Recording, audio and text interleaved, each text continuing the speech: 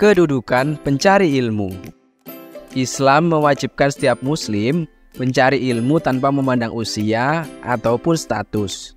Dengan kata lain, Islam tidak menginginkan umatnya tidak berilmu, agar memiliki kedudukan yang istimewa dan derajat lebih dari yang lainnya.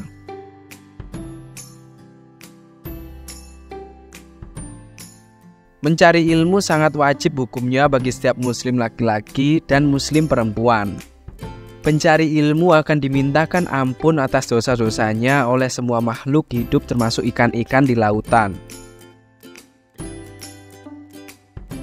Dalam pandangan Islam, para pencari ilmu memiliki kedudukan yang istimewa.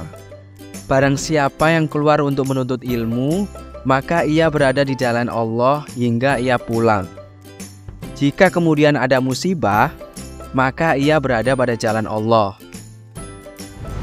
Orang yang menuntut ilmu memiliki lindungan yang sangat besar dari Allah. Sebagaimana dijelaskan dalam hadis, tidaklah seseorang itu keluar dari rumahnya untuk menuntut ilmu, kecuali malaikat pasti meletakkan atau mengepakkan sayap-sayapnya karena ridho dengan apa yang dilakukannya.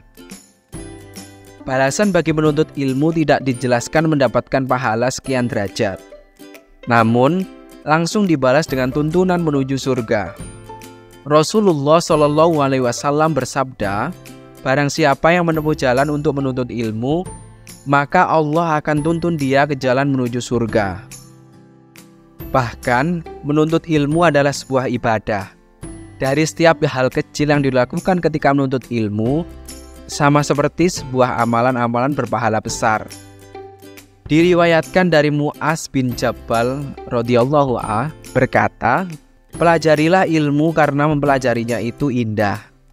Menuntutnya ibadah, mengulang-ulanginya menjadi tasbih, mengkajinya merupakan jihad, menekuninya adalah pendekatan diri kepada Allah, dan mengajarkannya kepada yang tidak tahu adalah sedekah.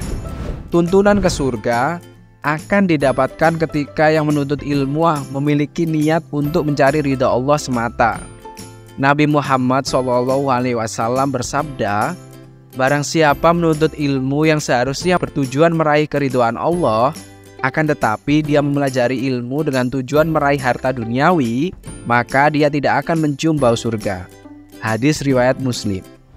Tanda bahwa yang mencari itu berniat hanya mencari ridha Allah adalah ketika sudah mendapatkannya, dia akan menjadikan ilmu itu sebagai perantara untuk lebih dekat kepada Allah.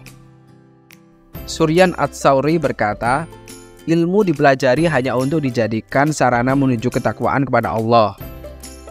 Ia memiliki kelebihan yang tak dimiliki yang lain karena fungsinya sebagai sarana pengantar ketakwaan kepada Allah Subhanahu wa Ta'ala. Jika fungsi ini tidak teraplikasikan dan tujuan penuntut ilmu telah tercemar dengan keinginan mendapatkan pencapaian duniawi seperti harta dan harta, maka pahala menuntut ilmu hangus, amal perbuatannya dihapus, dan ia merugi dengan sejelas-jelasnya kerugian.